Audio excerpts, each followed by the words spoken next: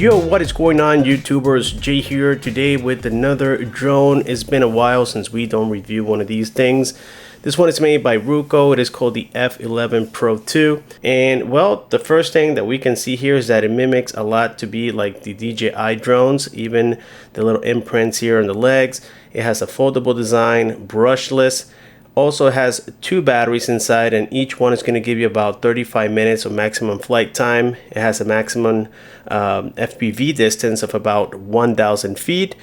It comes with different modes. You get follow me, orbit, cruise control, waypoint planning, and other features as well, which I'm looking forward to. On this side, we can see some of the stuff that we have already gone through. The 3-axis gimbal, 4K 30 frames per second video. It can also shoot 6K photos as well. It has a long transmission, and the battery does last quite a while. So right here, we can see how we get a little case for it. And I haven't opened this thing yet.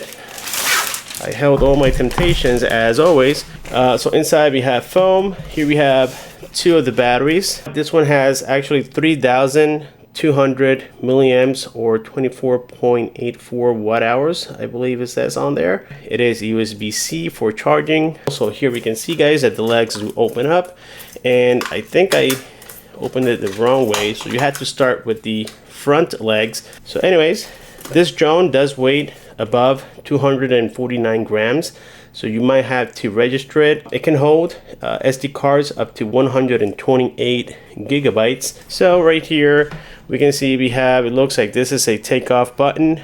We have a return to home, a speed button, a power key. I believe this is it looks like some sort of compass button, and we do have a dedicated shutter button, and this is to move the gimbal up and down, as you guys can observe.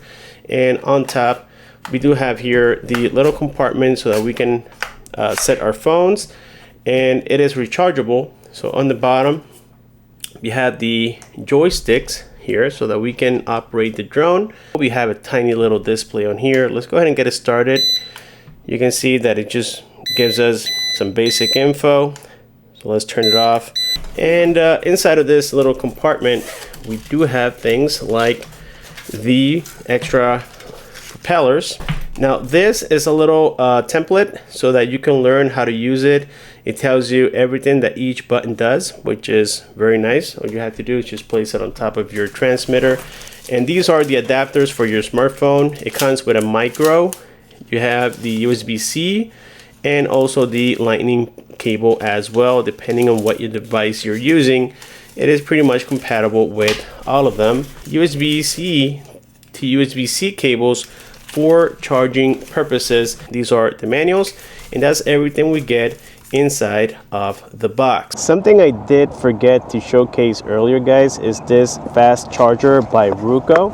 It is in fact a 65 watt charger, and it comes with 3 different ports. The fastest one that will charge your phone or even the batteries is going to be the USB port C, and you have USB port C2 and the USB type A. And here on the manuals it lets you know how fast it's going to charge individually, and this is just like a little guide. It tells you right here which one is going to give you the fastest charging and for what applications you should use it. And I tested it on my smartphone, and it does charge quite fast. So this is something that I will definitely recommend, especially if you're buying this drone. Now it is time to set the drone, so let's take it out. Don't forget to remove the camera cover, and don't forget to add an SD card. It is not included. So the first thing is that you had to unfold the front legs, and then you do the back legs like so. So on the remote side you have these 2 little knobs, as I call it, or joysticks, and then you have to bolt them on both sides, and it doesn't matter which side you choose, they both work the same. Then we have to turn on the drone. Just press quickly and then press it again until you hear that beep. And now we do the same thing here for the transmitter. Now the transmitter will beep, as you just heard, for a few seconds until it pairs with the drone. And also it will beep once you have enough satellites to start flying. Now keep in mind, guys, that you don't need a smartphone to fly this drone, but it is always recommended, that way you know what's going on. Now on the top here we have the little phone holder, and the wire does wrap around on the inside, which is really cool. And then there's like a little opening right there, you plug it in. I don't know if you guys can see that, but one side is to plug it to the remote, and then the other side is so that when you store it, you're gonna actually put it in there and hide the wire, and this thing will shut, so that way you don't have to keep connecting it and disconnecting it all the time. Now we simply place our smartphone on here like so, and the phone is going to ask you for permissions when you first connect it. Now we go into the application. The application is called Ruko Mini, I believe it is. So drones, yep, Ruko Mini. And then we go into control, and right here you will see the picture. So now we can see everything that's going on here with the camera. We have our battery indicator for the transmitter and for the drone as well. We have the GPS little logo here that indicates how strong the signal is. You can also see how much availability we have on the SD card. We can switch it to photo or recording, and also you can shoot the photos and record directly from here as well. We know that already. And then we have the little wheel here to re-angle the camera.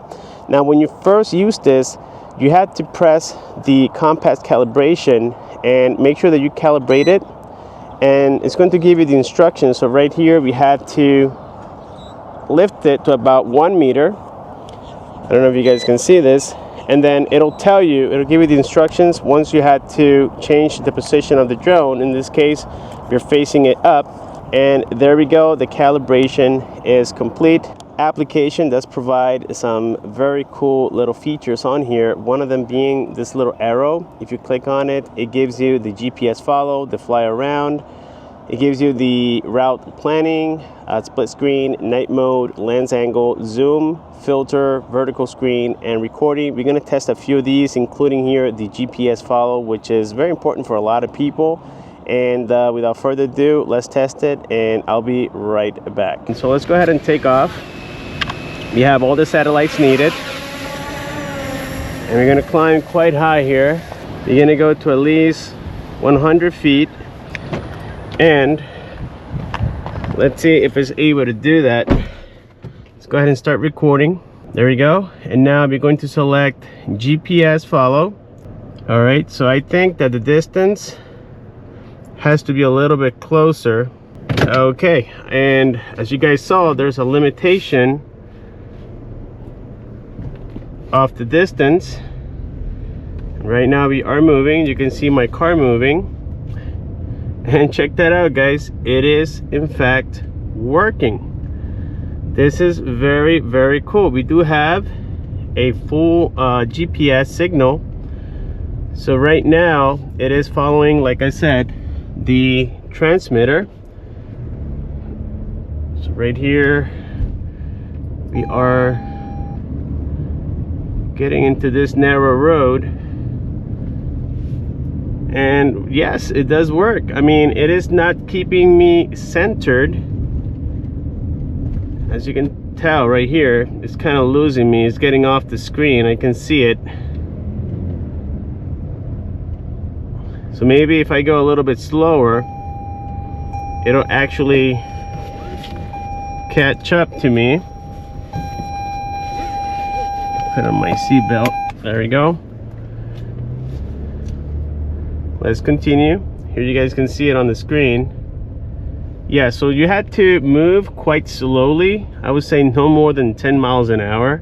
Otherwise, you might leave it a little bit behind, but it is to be expected. It is a GPS follow.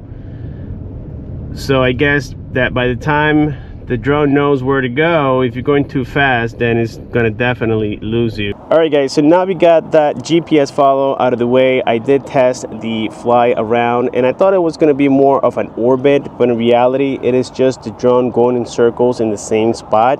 So that kind of makes you a little bit dizzy. I wish it had actual orbit mode, but in this case, it does not have it. If you want something similar to orbit mode, then you will have to use something like the route planning. That will give you that option. but you had to set it up, and it could be a little bit of a hassle. Orbit mode would have been a lot faster, but in case you guys do want that feature, you can still do it. We have a split screen, that's for VR glasses. We have a night mode for nighttime recording. We have a lens angle. Now lens angle, I couldn't figure out what it does. Maybe that's going to be for photo, maybe. I don't know exactly what it does, but I know the feature's there, but I just didn't notice any differences. We do have zoom, as I said, up to 5 times zoom. We have the filters as well, and it does come with many filters, which is very, very cool. And we do have vertical screen. That's in case you guys like to do things like TikToks or YouTube Shorts, whatever the case may be. You can also record in a vertical screen. And then we have the recording little logo here. That's going to be for the audio. And basically what it does is that it stitches the audio that your phone absorbs. Is going to record it into the it's going to get stitched, as I said, with the video, which again, it is a nice touch. So now we're going to listen to the audio as I was recording with this drone, and we're going to be right back. This is one of the features that really caught my eye on this particular drone, because even other brands don't have this, and I'm referring to bigger brands like DJI. At least with my Mini 4 Pro, we don't get this feature, and as you can probably tell, it could be quite useful. A cool feature about this drone is the fact that it has cruise control as well, not only GPS follow, as we know, but if we increase the height, I believe you had to be over 80 feet in order for this to work. You can't be going too low. Flying at cruise speed. But then if we press the button here, the landing button, we press it quickly once, then it activates the cruise control. But as you can see right now, the height that I'm flying on is about 104 feet. And to cancel, you simply touch on the display and it'll get canceled. So again, to enable it, you had to be flying at a distance or a height of about 80-90 feet minimum, which again, I find it to be very, very cool. Well guys, this is what I was telling you before in regards to the points that you can set up on the maps. You had to zoom in and you had to do it within that circle that you guys see here on the application. Otherwise, it would not work. Right now we are on point number 5 and it's heading back to point number 6. And the distance is not that far, but at least we had the feature and it seems to be working well based on what I can see. Alrighty guys, with this being said, I think we have successfully completed here the unboxing, the setup and review of the Ruko F11PRO 2. Great little drone if you guys are looking to learn, if you guys are looking to feel what a real professional drone is like. Well, this is great because you're not breaking the bank. If an accident happens, you're going to be fine. You're not going to be spending $1,300, $1,500. This is just about $400. If there's any coupons available, you can get it even cheaper. And to me, this is going to be the closest to a professional grade drone that you can learn with. It is considered a toy. Keep in mind that this is not a professional drone. The footage coming from it, it is not the best for use in something big, something professional, but for your own use is more than sufficient. It is definitely a 4K camera at 30 frames per second. Very decent. I did like it. Some of the things that I didn't like was the fact that it doesn't have orbit mode. Second, it doesn't really have a more stable follow me feature. It is GPS power, so this is not going to work for e-bikes. This is not going to work if you're really walking around. So all in all, yes, it has its little flaws, but for the price, we really can't complain. I do like the stabilization on it. The batteries do last a long time. I would say approximately, with me recording, it was about 22 minutes each one. So that gave me about almost 45 minutes of flight time, which is okay, but they are promising a little bit more. But since I was recording and testing the features, it depleted a little bit faster.